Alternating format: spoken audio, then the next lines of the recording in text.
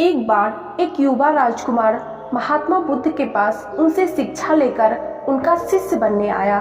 दूसरे ही दिन महात्मा बुद्ध ने उसे श्रविका यानी फीमेल मॉन्क के पास भिक्षा लेने भेजा। वह जब रास्ते में भिक्षा लेने के लिए जा रहा था तो उसके मन में बहुत सारे ख्याल उठ रहे थे कि जो भोजन मुझे अति प्रिय है वे अब नहीं मिलेंगे। लेकिन वह जैसे ही श्रविका के घर जाता है वह देखता है कि उसके थाली में वही भोजन है जो उसे अति प्रिय है। यह देखकर वह बहुत हैरान हो जाता है। फिर वह सोचने लगता है कि कोई संयोग होगा कि जो मुझे पसंद है वही आज इनके घर बना होगा। जैसे ही वह भोजन करता है, भोजन करने के बाद उसके मन में ख्याल आता है कि राजमहल में तो भोजन करने के बाद दोपहर विश्राम करता था। जैसे ही उसके मन में यह विचार आता है वह श्रविका उसको बोलती है कि भिक्षु बड़ी अनुकंपा होगी अगर भोजन करने के बाद आप 2 घड़ी यहाँ विश्राम कर ले तो। श्रविका की यह बात सुनकर वह हैरान हो जाता है, लेकिन फिर सोचता है कि भोजन करने के उपरांत विश्राम करना तो सहज बात है, यह भी कोई संयोग होगा, इसलिए इस श्रविका ने मुझे विश्राम करने को कहा। श्रविका ने चटाई बिछा दी, वह लेट गया। लेटते ही उसके मन में ख्याल आया कि आज ना तो कोई साया है, ना कोई छप्पर है अपना, और ना अपना कोई बिछौना है। अब तो यह आकाश ही छप्पर है और जमीन ही बिछौना है। इस बात को वह सोच ही रहा था कि तभी पीछे से श्रविका कहती है, भंते ऐसा क्यों सोचते हो, ना तो किसी का साया है और ना ही किसी की सैया। यह सुनकर राजकुमार हैरान हो जाता है और वह उठकर बैठ जाता है और वह समझ जाता है कि अब यह संयोग नहीं हो सकता है, अब तो बात स्पष्ट है। और वह उस श्रविका से पूछता है, क्या मेरे विचार तुम तक पहुंच जाते हैं, क्या मेरा अंतःकरण तुम पढ़ लेती हो। उस श्रविका ने कहा, हाँ निश्चित ही। पहले तो सबसे पहले स्वयं के विचारों का निरीक्षण करना शुरू किया था, अब तो हालत उल्टी हो गई है। स्वयं के विचार तो निरीक्षण करते करते क्षीण हो गए और विलीन हो गए, मन हो गया निर्विचार। अब तो जो निकट आता है उसके विचार ही निरीक्षण में आ जाते हैं। वह भिक्षु घबराकर खड़ा हो गया और उसने श्रविका से कहा, मुझे आज्ञा दे, मैं यहाँ से जाऊँ। उसके हाथ पैर कांपने लगे। उस श्रविका ने कहा, इतने घबराते क्यों हो, इसमें घबराने की क्या बात है। लेकिन भिक्षु वहाँ नहीं रुका, वह वापस लौटा। उसने बुद्ध से कहा, क्षमा करे बुद्धा, उस द्वार पर दोबारा भिक्षा मांगने मैं नहीं जा सकता हूँ। बुद्ध ने कहा, क्यों, कुछ गलती हुई, वहाँ कोई भूल हुई। उस भिक्षु ने कहा, ना तो कोई भूल हुई और ना ही कोई गलती, बहुत आदर सम्मान और जो भोजन मुझे प्रिय था वह मिला। लेकिन वह श्रविका, वह युवती दूसरे के मन के विचारों को पढ़ लेती है तो बहुत बड़ी खतरनाक बात है। मैं अब वहाँ नहीं जाऊँगा, क्योंकि उस सुंदर युवती को देखकर मेरे मन में तो काम वासना भी उठी, विकार भी उठा था, वह भी पढ़ लिया होगा उसने। अब मैं कैसे वहाँ जाऊँ, कैसे उसके सामने खड़ा होऊंगा, मैं नहीं जा सकूँगा, मुझे क्षमा करें। बुद्ध ने कहा, वहीं जाना पड़ेगा।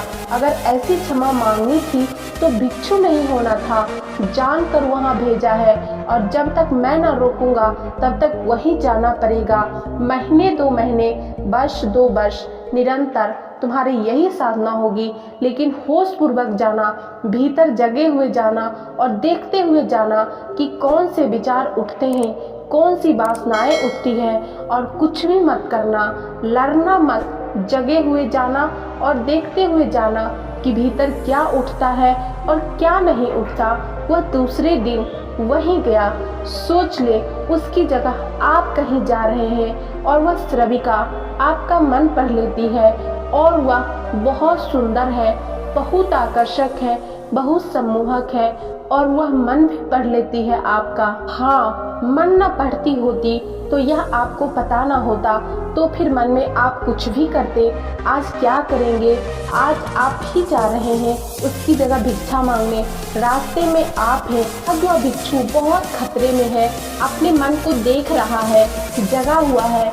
आज पहली दफा जिंदगी में वह जगा हुआ चल रहा है सड़क पर। जैसे जैसे उस श्रविका का घर करीब आने लगा, उसका होश बढ़ने लगा। भीतर जैसे एक दिया जलने लगा और चीजें साफ दिखाई पड़ने लगी और विचार घूमते हुए मालूम होने लगे। जैसे उसकी सीढ़ियां चढ़ा एक सन्नाटा छा गया। भीतर में होश परिपूर्ण जग गया। अपना पैर भी उठाता तो उसे मालूम पड़ रहा था, श्वास भी आती जाती तो उसे उसका बोध हो रहा था। जरा सी भी कंपन विचार का भीतर होता तो लहर उठती है। कोई वासना नहीं, वह उसको दिखाई पड़ रही है। वह घर के भीतर घुसता है, मन में और भी गहरा शांत हो गया। वह बिल्कुल जगा हुआ है, जैसे किसी घर में दिया जल रहा हो और एक एक चीज कोना कोना प्रकाशित हो रहा हो। भोजन पर बैठा, उसने भोजन किया, वह उठा, वह वापस लौटा। वह उस दिन नाचता हुआ वापस लौटा और बुद्ध के चरणों में गिर पड़ा। उसने कहा, अद्भुत हुई बात। जैसे जैसे मैं उसके निकट पहुंचा, जैसे जैसे मैं जगा हुआ हो गया, वैसे वैसे मैंने पाया विचार तो विलीन हो गए, कामनाएं तो छीन हो गई। और मैं जब उसके घर गया तो मेरे भीतर पूर्ण सन्नाटा था। वहाँ कोई विचार नहीं था, कोई वासना नहीं था, वहाँ कुछ भी नहीं था। मन बिल्कुल शांत और निर्मल दर्पण की भांति था। बुद्ध ने कहा, इसी बात के लिए वहाँ भेजा था। अब तुम्हें कल से वहाँ जाने की जरूरत नहीं है। अब जीवन में इसी भांति जियो जैसे तुम्हारे विचार सारे लोग पढ़ रहे हो। अब जीवन में इसी भांति चलो जैसे जो भी तुम्हारे सामने है वह जानता हो कि तुम्हारे भीतर देख रहा हो। इस भांति भीतर चलो और भीतर जागे रहो। जैसे जैसे जागरण बढ़ेगा वैसे वैसे विचार वासनाएं छीन होती चली जाएगी। जिस दिन जागरण पूर्ण होगा उस दिन तुम्हारे जीवन में कोई कालिमा, कोई कलुष नहीं रह जाने वाला। उस दिन एक आत्म क्रांति हो जाती है। इस स्थिति के जागने को, इस चैतन्य के जागने को मैं कह रहा हूँ विवेक का जागरण। दोस्तों, इस कहानी से हमें यही सीखना चाहिए कि हम अपने अंदर जो भी सोचते हैं, हमारे अंदर जो भी विचार पनप रहे हैं, उससे सामने वाला अगर जान रहा हो, जान जाए तो फिर क्या होगा। और यदि हम यही सोचकर आगे बढ़ेंगे तो हमारे मन में दूसरों के बारे में गलत भावनाएं कभी उत्पन्न नहीं होगी और हमारा मन भी उस बौद्ध भिक्षु की तरह निर्मल और साफ हो जाएगा और हमारा जीवन भी सुख और शांति से चलेगा। दोस्तों, बौद्ध भिक्षु की ये कहानी आपको कैसी लगी कमेंट करके जरूर बताना। और हाँ, चैनल को सब्सक्राइब करके बेल नोटिफिकेशन जरूर प्रेस कर लेना, क्योंकि इस चैनल पे आपको इसी तरह से लाइफ चेंजिंग, मोटिवेशनल और इंस्पिरेशनल स्टोरी मिलती रहेगी।